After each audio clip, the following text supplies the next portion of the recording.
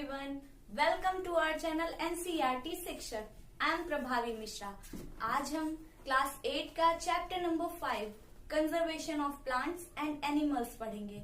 तो chapter start करने से पहले हमें कुछ चीजें समझ लेनी चाहिए. ये हम सभी देशवासियों के लिए बहुत गर्व की बात है कि पूरे वर्ल्ड में जो 12 मेगा डाइवर्सिटी कंट्रीज हैं उनमें से हमारा इंडिया 6th पोजीशन पे आता है, क्योंकि यहाँ पे एशिया की कुछ रेयरेस्ट स्पीसीज पाई जाती हैं और कई सारी जो ग्लोबली थ्रेटेंड स्पीसीज हैं वो इंडिया में पाई जाती हैं. तो इसीलिए ये बायोडाइवर्सिटी के लिए रिच कंट्री है.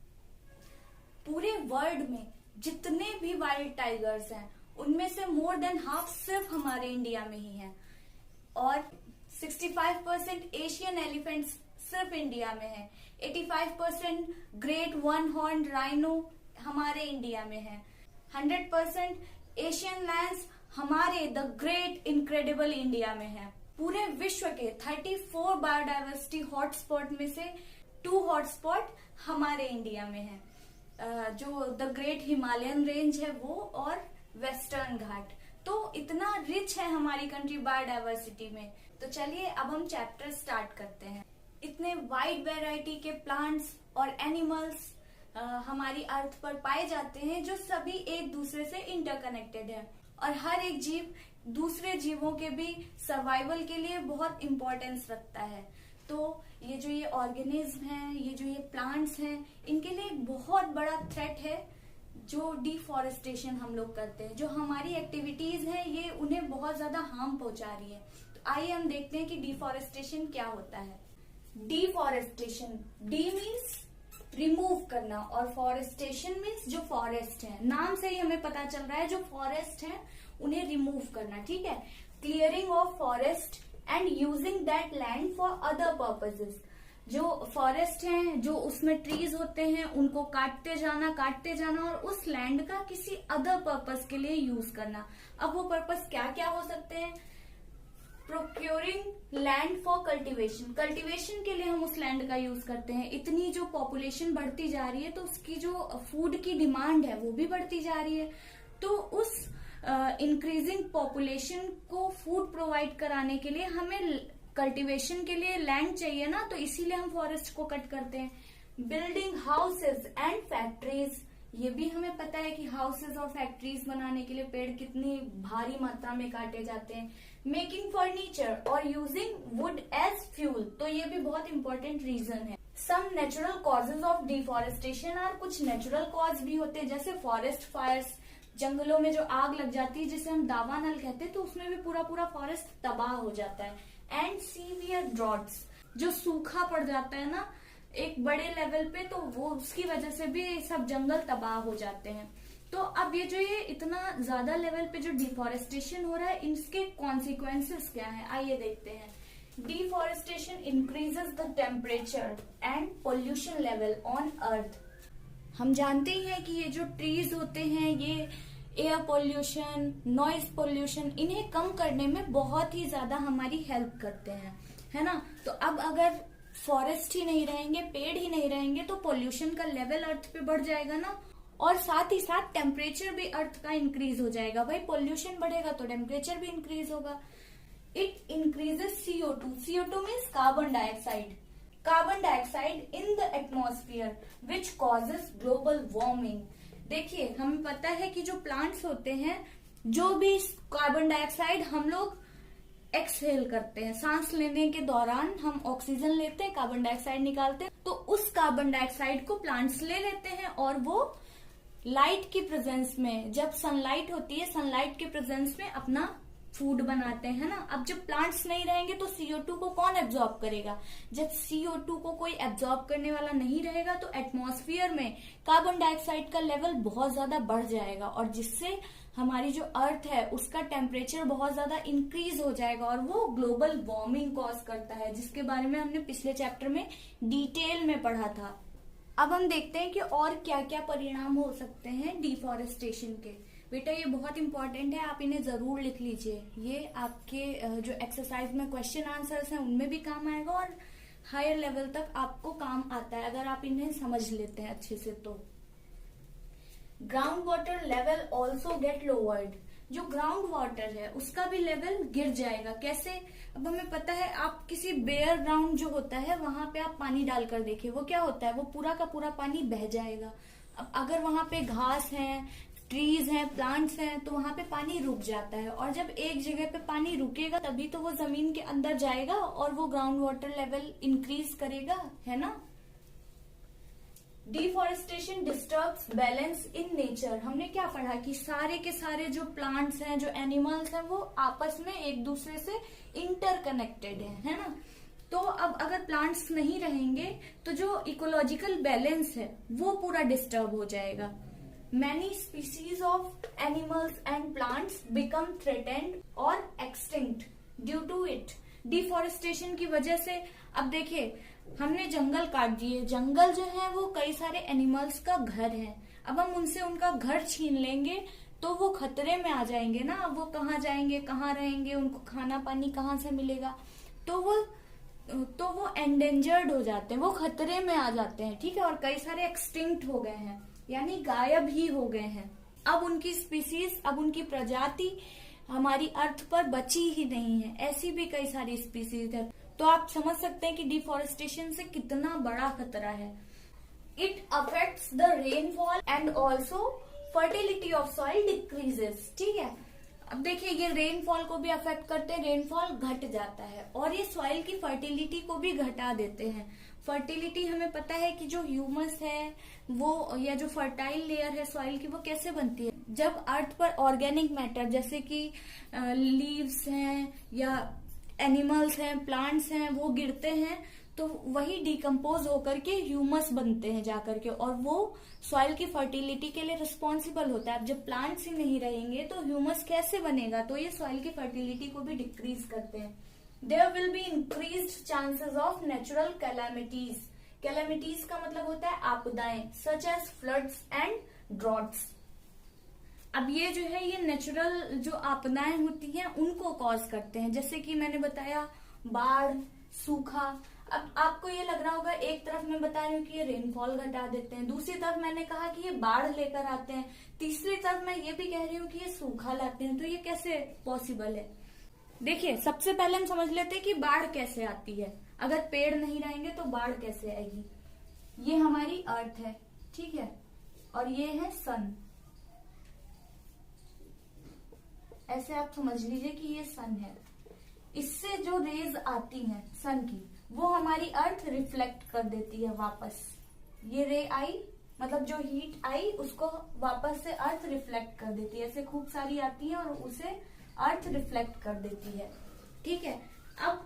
अब इधर देखिए, ये हमारे अर्थ का जो एटमॉस्फेयर है, यहाँ पे CO2 बढ़ गई, ये पूरा ये CO2 हो गई, ठीक है।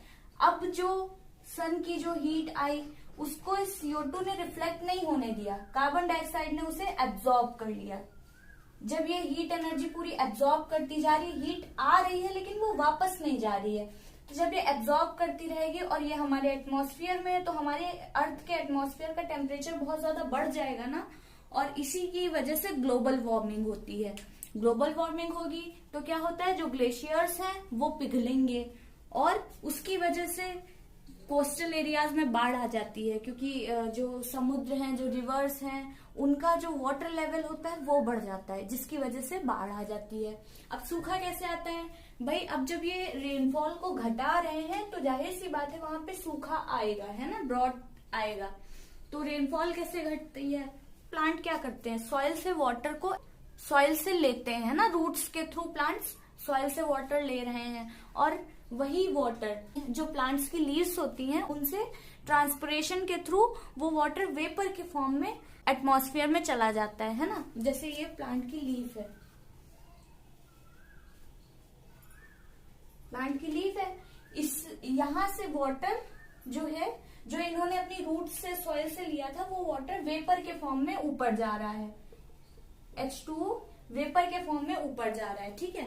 अब वो जब वेपर ऊपर जाती है तो ऊपर ठंडा है, जब कूल टेम्परेचर मिलता है तो वो क्लाउड बना लेती हैं, और फिर वही बारिश होकर के कंडेंसेट होंगी मतलब वो जो वेपर्स हैं वो वाटर ड्रॉप्स में कन्वर्ट होंगी, और फिर वही वाटर ड्रॉप्स नीचे आएंगी बारिश के फॉर्म में। अब जब पेड़ ही नहीं रहेंगे तो ट्रांसपिरेशन कहाँ से होगा? वेपर के फॉर्म में पानी ऊपर कैसे जाएगा? वो नहीं जा पाता है ना इतना ज्यादा मात्रा में। ओशन वगैरह है वहां से थोड़ा थोड़ा इवेपोरेशन होगा, लेकिन सबसे ज्यादा प्लांट्स के थ्रू जाता है ऊपर ट्रांसपिरेशन में। तो जब ट्रांसपिरेशन ही नहीं हो पाएगा तो पानी है वो ऊपर नहीं जा पाएगा, है ना, वेपर के फॉर्म में। और जब ऊपर ही नहीं जा पाएगा तो वो ऊपर कंडेंसेट होकर के रेन के रूप में नीचे कैसे आएगा? तो ये पूरी की पूरी जो वाटर साइकिल है जो मैंने आपको समझाई थी पहले, तो ये वाटर साइकिल को ही डिस्टर्ब कर देता है पूरी तरीके से। मैंने आपको जियोग्राफी के चैप्टर नंबर 2 में वाटर साइकिल आपको समझाई थी। तो जब वाटर साइकिल डिस्टर्ब हो जाती है तो उसकी वजह से रेनफॉल डिक्रीज हो जाती है। It decreases water holding capacity of the soil. जो प्लांट होते हैं उनकी जो रूट्स होती हैं वो सॉइल को बांधे रखती हैं, है ना, सॉइल को बहने नहीं देती हैं। तो उससे सॉइल की जो वाटर होल्डिंग कैपेसिटी है वो भी इंक्रीज होती है। जब प्लांट्स नहीं रहेंगे तो वाटर होल्डिंग कैपेसिटी डिक्रीज हो जाती है। Fewer trees result in more soil erosion.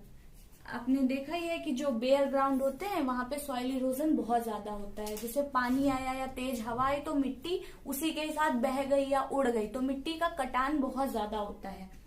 It causes desertification. ये डेजर्ट में जो फर्टाइल लैंड है उसे डेजर्ट में कन्वर्ट कर देना, यही होता है डेजर्टिफिकेशन।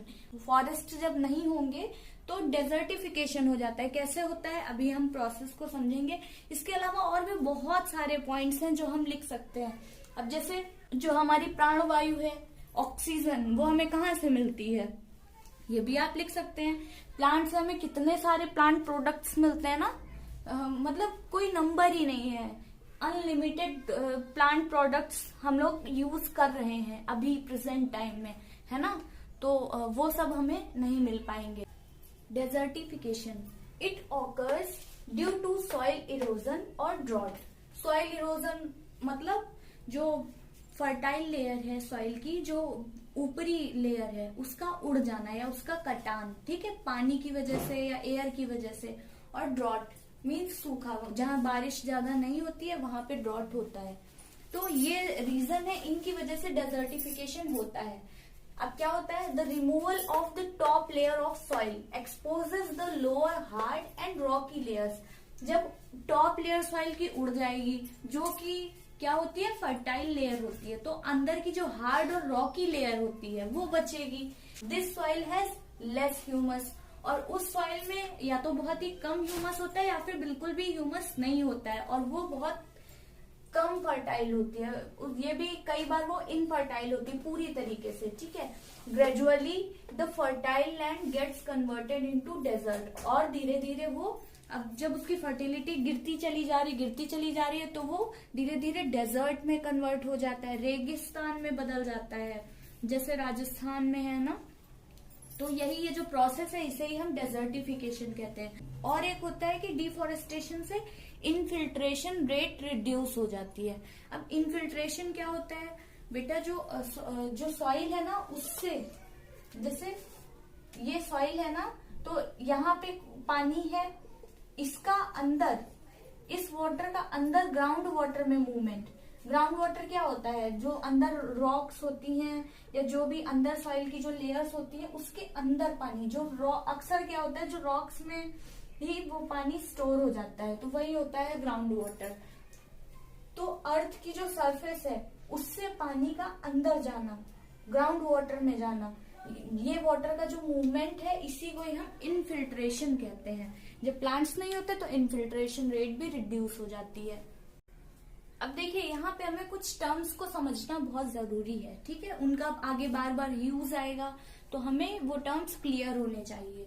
वैसे मैंने ये टर्म्स को जो जियोग्राफी का चैप्टर नंबर 2 पढ़ाते टाइम बहुत ही अच्छे से मैंने क्लियर किया था डिटेल में, तो आप वहां से उसको डिटेल में पढ़ सकते हैं। यहाँ पे बस मैं बहुत ही कम शब्दों में समझाऊंगी आपको।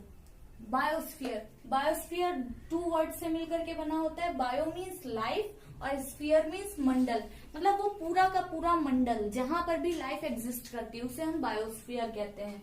The part of the earth in which life exist, ठीक है, जैसे कि एटमॉस्फेयर, जैसे ये हमारी अर्थ है, ये हमारी अर्थ है, इसका ये जो एटमॉस्फेयर है यानी ये जो एयर वाला पार्ट है, वहां पे कई सारे इंसेक्ट्स, बर्ड्स, माइक्रो ऑर्गेनिज्म है ना, तो ये पूरा एटमॉस्फेयर भी बायोस्फीयर में आता है। हाइड्रोस्फीयर, हमें पता है कि हमारी जो अर्थ है उसमें कुछ इस तरीके का है, इस तरीके का है, ये लैंड है और ये वाटर है। तो ये जो वाटर वाला एरिया है इसमें कई सारे जीव जंतु रहते हैं, कई सारे प्लैंक्टन्स, जू प्लैंक्टन्स, फाइटोप्लैंक्टन्स रहते हैं ना, तो ये हाइड्रोस्फीयर, यहाँ पे भी लाइफ एग्जिस्ट करती है। Plus lithosphere, lithosphere means terrestrial area, ये लैंड वाला एरिया। तो बायोस्फीयर के अंतर्गत क्या क्या आता है, एटमॉस्फेयर, हाइड्रोस्फीयर, लिथोस्फीयर, ये तीनों मिल करके बायोस्फीयर बनाते हैं। आप समझते हैं कि बायोडाइवर्सिटी या बायोलॉजिकल डाइवर्सिटी क्या होता है।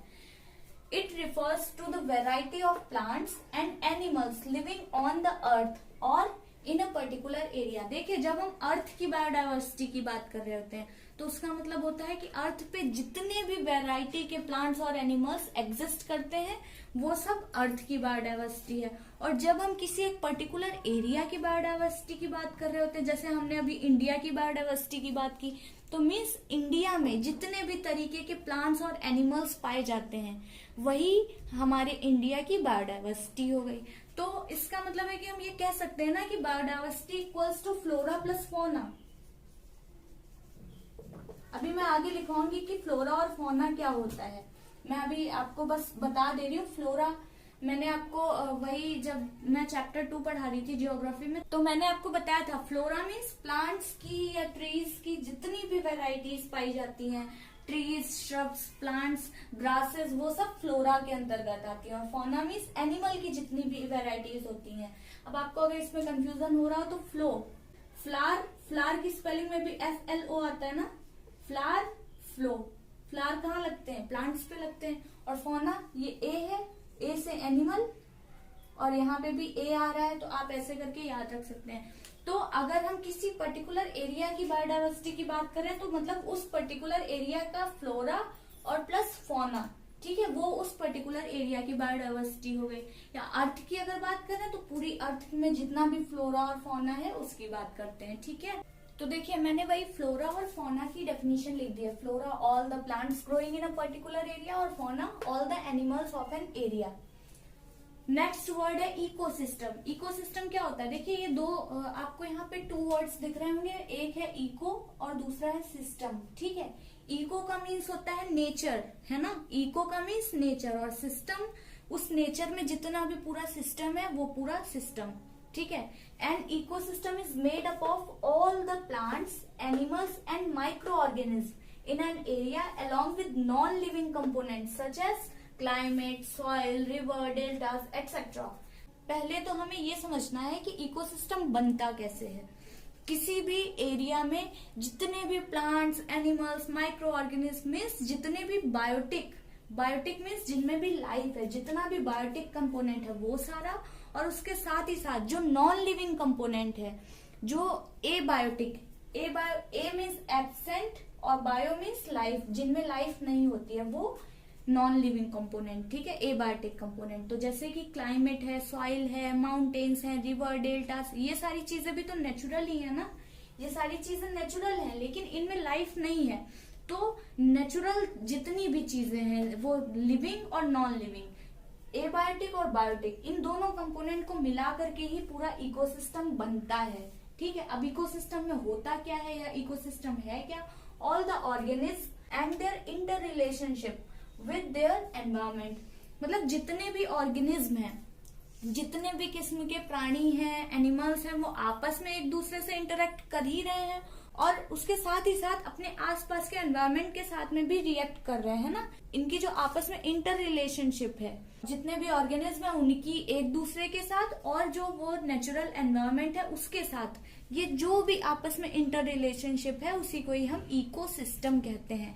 डिफरेंट डिफरेंट इकोसिस्टम होते हैं, जैसे पॉन्ड इकोसिस्टम है या सी इकोसिस्टम है, वो अलग होता है, टेरेस्ट्रियल इकोसिस्टम अलग होता है, फॉरेस्ट इकोसिस्टम अलग होता है। जब हम फॉरेस्ट इकोसिस्टम की बात करते हैं मतलब वो पूरा का पूरा जंगल, ठीक है, उस जंगल में जितने भी पेड़ पौधे, जितने भी जीव जंतु हैं वो सारे के सारे, और उसके साथ ही साथ अगर उस जंगल में कोई रिवर है या जो भी सॉइल है, कोई पॉन्ड है या वहां का जो क्लाइमेट है, वो सारा का सारा पूरा मिलकर के इकोसिस्टम बनाएगा उस जंगल का, ठीक है। और उन सबका जो आपस में इंटर रिलेशनशिप है, वो जिस तरीके से आपस में एक दूसरे के साथ रह रहे हैं, व्यवहार कर रहे हैं, तो वही पूरा इकोसिस्टम में आ जाता है। अब देखते हैं स्पीसीज क्या होता है। इस चैप्टर में हम बहुत बार पढ़ेंगे, स्पीसीज टर्म बहुत बार आएगा। तो स्पीसीज होता क्या है? A group of population which are capable of interbreeding, मतलब किसी भी पॉपुलेशन का ऐसा ग्रुप जो आपस में इंटरब्रीड कर सकता है, ठीक है, इंटरब्रीड करने में कैपेबल है। जैसे जब हम एक स्पीसीज की बात करते हैं तो एक पूरी स्पीसीज में जितने भी ऑर्गेनिज्म होंगे, ये मान लीजिए कोई एक स्पीसीज है और ये एक दूसरी स्पीसीज है, ठीक है। अब जैसे कि मान लेते हैं ये टाइगर की स्पीसीज है, ठीक है, और ये है चीता, ठीक। तो यहाँ पे मतलब ये जितने भी, इसमें जितने भी टाइगर्स होंगे, तो ये जितने भी टाइगर्स होंगे ये सब देखने में एक जैसे होंगे, है ना, उनके कई सारी कैरेक्टरिस्टिक्स आपस में मिलती होंगे। और ये चीता से, ये जो ये दूसरी स्पीसीज है, इससे ये कुछ डिफरेंट होंगे, ठीक है, इनमें और इनमें कुछ डिफरेंसेस होंगे। अब टाइगर चीता के साथ में इंटरब्रीड नहीं कर सकता है, टाइगर के ही साथ ब्रीड करेगा और उसका जो बेबी होगा वो भी टाइगर ही होगा, ठीक है। ऐसा नहीं है कि इसने टाइगर के साथ इंटरब्रीड किया और जो इसका बेबी होगा वो चीता हो जाएगा, नहीं, इसका बेबी भी टाइगर ही होगा और इसका बेबी चीता ही होगा, ठीक है।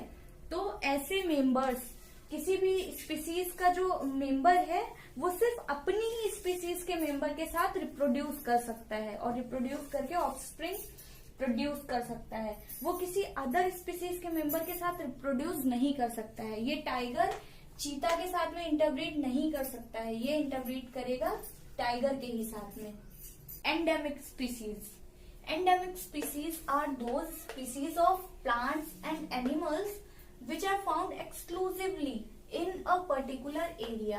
They are not naturally found anywhere else. देखिए, एंडेमिक स्पीसीज ऐसी स्पीसीज होती है, किसी भी प्लांट या किसी भी एनिमल की वो स्पीसीज हो सकती है जो एक्सक्लूसिवली किसी एक पर्टिकुलर एरिया में ही पाई जाती है, ठीक है, नेचुरली वो किसी और जगह पे नहीं पाई जाएगी। अब उस स्पीसीज को जहां वो पाई जाती है वहां से ले जाकर के किसी और एरिया में अगर रख दिया जाए तो वो एक अलग बात है, लेकिन नेचुरली वो और कहीं नहीं पाई जाती है, मतलब हर जगह नहीं पाई जाती, आप इतना समझ लीजिए। A particular type of animal और प्लांट में भी एंडेमिक टू अ जोन, वो किसी जोन के लिए एंडेमिक हो सकती है, किसी स्टेट के लिए या किसी कंट्री के लिए हो सकती है। अब जैसे कि हम अगर पचमढ़ी बायोस्फीयर रिजर्व की बात करते हैं तो वहां पे एक जाइंट स्क्विरल पाई जाती है, वो साइज में काफी बड़ी होती है, उसकी जो टेल होती है वो भी बहुत लॉन्ग और फ्लफी सी होती है।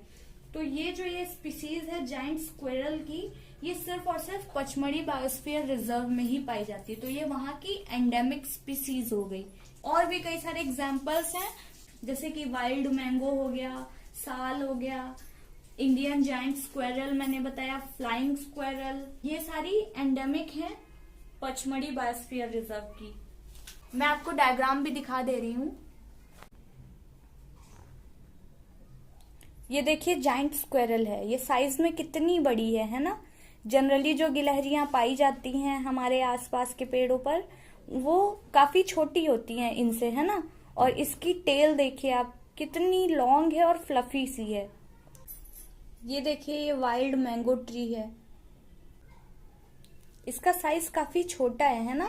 जनरली जो मैंगो ट्रीज होते हैं वो कितने बड़े बड़े से होते हैं, टॉल होते हैं और कई सारी ब्रांचेस होती हैं, बट ये वाइल्ड मैंगो ट्री है और ये भी पचमढ़ी बायोस्फीयर रिजर्व का एंडेमिक स्पीसीज है। इसमें आपको लिखना है कि आपकी डिस्ट्रिक्ट में कितने नेशनल पार्क हैं, वाइल्ड लाइफ सेंचुरी हैं और कितने बायोस्फीयर रिजर्व हैं, आपके स्टेट में कितने हैं और कंट्री में कितने हैं, और उन्हें आपको मैप पे भी डिपिक्ट करना है, ठीक है। अब देखिए बेटा, बच्चों को अक्सर biosphere reserve, national parks and wild life century में अक्सर कंफ्यूजन रहता है इसमें क्या डिफरेंसेस होते हैं, ये क्या होता है। तो आइए आज हम बहुत ही इजी वे में समझेंगे। देखिए, बायोस्फीयर का मतलब हमने समझा था कि पूरा का पूरा जैव मंडल है ना, जहाँ भी लाइफ एग्जिस्ट करती है। तो बायोस्फीयर रिजर्व वो एरियाज होते हैं जहाँ पे बहुत ज्यादा वेराइटीज के एनिमल्स और प्लांट्स पाए जाते हैं। अब जैसे कि मान लीजिए कोई पहाड़ है, वहां पे बहुत सारी वेराइटीज पाई जा रही हैं, तो उस पूरे के पूरे पहाड़ को ही बायोस्फीयर रिजर्व घोषित कर दिया गया। ठीक है, अब उस एरिया में जो भी ट्राइबल्स रहते हैं, उनकी ट्रेडिशनल लाइफ, जो भी बायोडाइवर्सिटी है वो, और ये सारी की सारी चीजों को कंजर्व किया जाता है। ये प्रोटेक्टेड एरियाज होते हैं। इंडिया में टोटल 18 बायोस्फीयर रिजर्व्स हैं। तो अब जैसे हमने पूरा पहाड़ ही बायोस्फीयर रिजर्व घोषित कर दिया, तो इसके अंतर्गत जो भी नेशनल पार्क होंगे वो भी उसके अंतर्गत आ जाएंगे। उसके अंतर्गत कुछ वाइल्ड लाइफ सेंचुरीज भी हो सकती हैं। तो इसके अंतर्गत और भी कई सारे प्रोटेक्टेड एरियाज हो सकते हैं। और जो बायोस्फीयर रिजर्व होते हैं, इनका जो मेन पर्पस होता है वो ये होता है कि जो बायोडाइवर्सिटी है हमारी, उसे बचाना, उसका सस्टेनेबल डेवलपमेंट कैसे किया जाए। और यहाँ पे कई सारी रिसर्चेस भी होती रहती हैं कि हम इस इकोसिस्टम को या इस बायोडाइवर्सिटी को कैसे मेंटेन कर सकते हैं, और जो क्लाइमेटिक चेंजेस आ रहे हैं तो उनका क्या इफेक्ट पड़ता है इन पर। तो इन्हें हम learning centre for sustainable development भी मानते हैं। तो बायोस्फीयर रिजर्व में हमने क्या पढ़ा कि यहाँ पे जो उस एरिया की मतलब जैसे जहाँ पे बहुत ज्यादा वैरायटीज पाई जाती हैं, उस पूरे एरिया को बायोस्फीयर रिजर्व घोषित कर दिया जाता है। इसके अंतर्गत और भी कई सारे प्रोटेक्टेड एरियाज भी आते हैं। यहाँ पे रिसर्चेस होती रहती हैं, और यहाँ पे ट्रेडिशनल लाइफ को भी, जो ट्राइबल्स जो उस एरिया में पाए जाते हैं, उनकी ट्रेडिशनल लाइफ को भी कंजर्व किया जाता है। अब देखिए, हमें सबसे ज्यादा कंफ्यूजन होता है नेशनल पार्क और वाइल्ड लाइफ सेंचुरी में, है ना। देखिए, नेशनल पार्क, सबसे पहली चीज ये है कि इसका जो प्रबंधन है वो गवर्नमेंट के हाथों में होता है। ठीक है, और यहाँ पे नाम ही है पार्क, राष्ट्रीय उद्यान। तो पार्क में मतलब मनोरंजन वगैरह के लिए खुला रहता है, और जो लोकल एरियाज के लोग हैं वो लोग वहाँ पे ग्रेजिंग वगैरह भी कर सकते हैं, मेडिसिनल प्लांट्स को कलेक्ट कर सकते हैं। तो कुछ एक्टिविटीज अलाउ होती हैं, हम लोग जा करके देख सकते हैं ना नेशनल पार्क में जानवरों को। और जो नेशनल पार्क होते हैं उनकी जो बाउंड्री होती है वो डिसाइडेड होती है। ठीक है, अब आ जाते हैं वाइल्ड लाइफ सेंचुरीज पे। नाम ही है वन्य जीव अभ्यारण्य। अभ्यारण्य मीन्स जंगल।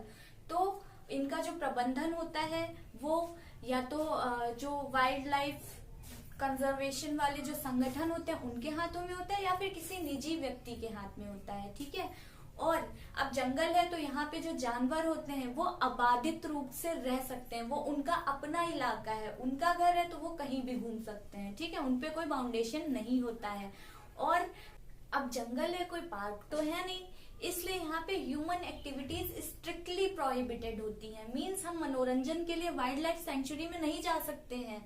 और जैसे हंटिंग है, पोचिंग है। पोचिंग मीन्स लेदर बनाने के लिए एनिमल्स की स्किन को उतारना। ठीक है, ये सारी चीजें वहाँ पे स्ट्रिक्टली प्रोहिबिटेड होती हैं। और ग्रेजिंग है या मेडिसिनल प्लांट्स को कलेक्ट करना है, कोई भी बाहर का व्यक्ति जाकर के वहां नहीं कर सकता है।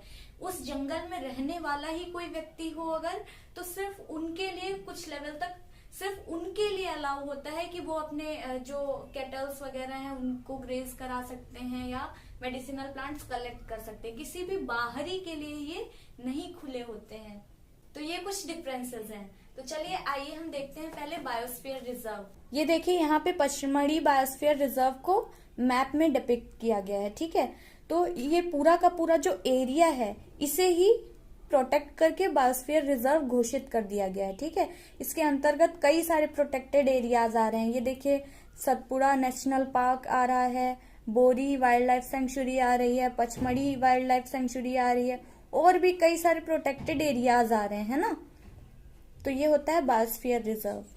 आपकी बुक में एक ये पिक्चर बनी हुई है, इसमें आपको पचमढ़ी बायोस्फीयर रिजर्व में जो डिफरेंट एनिमल्स या प्लांट्स हैं वो दिखाए गए हैं। ठीक है, सबसे फर्स्ट नंबर पे वाइल्ड डॉग, फिर चीतल, फिर वुल्फ, ये है लेपर्ड, फर्न, जामुन ट्री, तो ये सारी वैरायटीज दिखाई गई हैं। और भी कई सारी वैरायटीज प्लांट्स और एनिमल्स की पचमढ़ी बायोस्फीयर रिजर्व में पाई जाती हैं। ये एक वाइल्ड बफेलो है, ये भी वहां पे पाई जाती है। ये देखिए बारहसिंघा, ये देखिए बाइसन है, कितना डेंजर है ना। ये बोवाइन फैमिली का होता है। ये देखिए ये भी बाइसन है। और टाइगर को तो हम सब जानते ही हैं, ये इस टाइम एंडेंजर्ड स्पीसीज है, इसीलिए प्रोजेक्ट टाइगर लॉन्च किया गया था 1773 में। अब देखिए हम बायोस्फीयर रिजर्व के बारे में लिख लेते हैं। Biosphere reserve, these are the area meant for the conservation of biodiversity. They help to maintain the biodiversity, culture and the traditional life of tribals of that area. ये जो बायोस्फीयर रिजर्व है इनको मेनली बायोडाइवर्सिटी के conservation के लिए बनाया जाता है, ठीक है। और उन पे रिसर्चेस भी होती रहती है कि इस बायोडाइवर्सिटी को हम मेंटेन कैसे कर सकते हैं, इनका हम सस्टेनेबल डेवलपमेंट कैसे कर सकते हैं। तो ये जो बायोस्फीयर रिजर्व होते हैं ये उस पर्टिकुलर एरिया की बायोडाइवर्सिटी को रिजर्व करने में, वहाँ के कल्चर को रिजर्व करने में और वहाँ की जो ट्राइब्स होती हैं उस एरिया की ट्राइब्स की ट्रेडिशनल लाइफ को कंजर्व करने में एक बहुत ही इम्पोर्टेंट रोल निभाते हैं, ठीक है। उसीलिए ये बने ही होते हैं।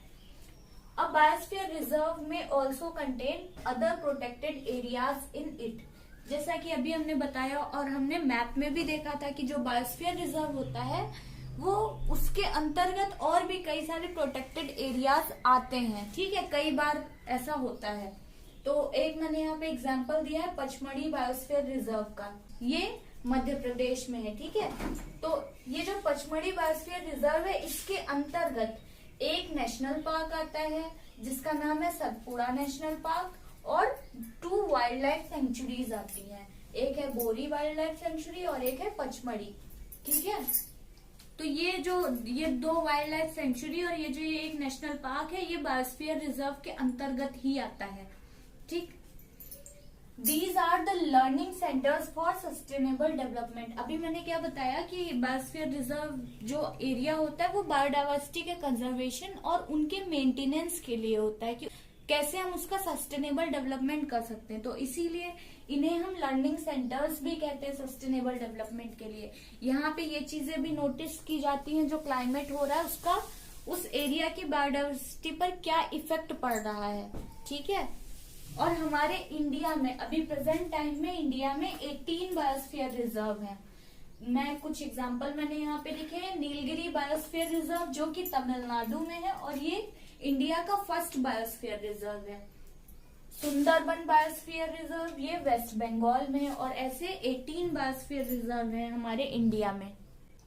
देखिए अभी हमने एंडेमिक स्पीसीज के बारे में पढ़ा कि वो किसी एक पर्टिकुलर एरिया में एक्सक्लूसिवली पाई जाती हैं, ठीक है। वो उस एरिया के अलावा और कहीं भी नहीं पाई जाती हैं। जैसे कि हमने बताया कि एंडेमिक स्पीसीज किसी स्टेट में एंडेमिक हो सकती है, किसी एक पर्टिकुलर कंट्री में एंडेमिक हो सकती है या किसी एक पर्टिकुलर एरिया में, सिर्फ उतने ही एरिया में वो पाई जाएंगी और उसके अलावा और कहीं भी वो नहीं पाई जाती है, नेचुरली नहीं पाई जाती है, ठीक है। तो अगर ये डिफॉरेस्टेशन बराबर होता रहा, बराबर जंगल खत्म होते चले गए तो उनसे उनका घर छिन जाएगा, है ना। तो उनका जो एग्जिस्टेंस है वो खतरे में आ जाएगा, वो एंडेंजर्ड हो जाएंगी और कई बार कुछ स्पीसीज एक्सटिंक्ट भी हो जाती हैं। अब हम देखते हैं कि वाइल्ड लाइफ सेंचुरीज क्या होती हैं। रिजर्व एरिया बेसिकली ये प्रोटेक्टेड फॉरेस्ट होते हैं, ठीक है, where animal habitats and their surroundings are protected from any sort of disturbance. The capturing, killing, poaching of animals is strictly prohibited in these regions and punishable by law. देखिए ये protected forest होते हैं, इसको हम हिंदी में वन्य जीव अभयारण्य कहते हैं। ये जंगल होते हैं, ठीक है। और वहां पे जो जितने भी वहां के जो एनिमल्स हैं उनको उन्हीं के ही हैबिटेट में उनकी पूरी की पूरी सराउंडिंग को ही प्रोटेक्ट कर लिया जाता है, ठीक है। और वहां पे किसी भी प्रकार का जो डिस्टरबेंस होता है वो स्ट्रिक्टली प्रोहिबिटेड होता है। वहां पे जो एनिमल्स रहते हैं वो बिना किसी बाउंडेशन के आराम से घूम सकते हैं, वो उनका अपना घर है, उनका अपना इलाका है, ठीक है। वहां पे कैप्चरिंग, किलिंग, पोचिंग, ग्रेजिंग, ये सारी चीजें स्ट्रिक्टली प्रोहिबिटेड होती हैं और पनिशेबल होती हैं, ठीक है। लेकिन जो वहां पे ही रहने वाले, जो उसी फॉरेस्ट में रहने वाले लोग हैं, उन लोगों को बहुत मिनिमम एक्टिविटीज जैसे कि मेडिसिनल प्लांट्स को कलेक्ट करना या अपने जो पालतू जानवर हैं उनकी ग्रेजिंग, तो ये चीज अलाउ होती है सिर्फ और सिर्फ वहां पे रहने वाले लोगों के लिए, उस जंगल में जो लोग रहते हैं, बाकी किसी को नहीं अलाउ होती है, ठीक है।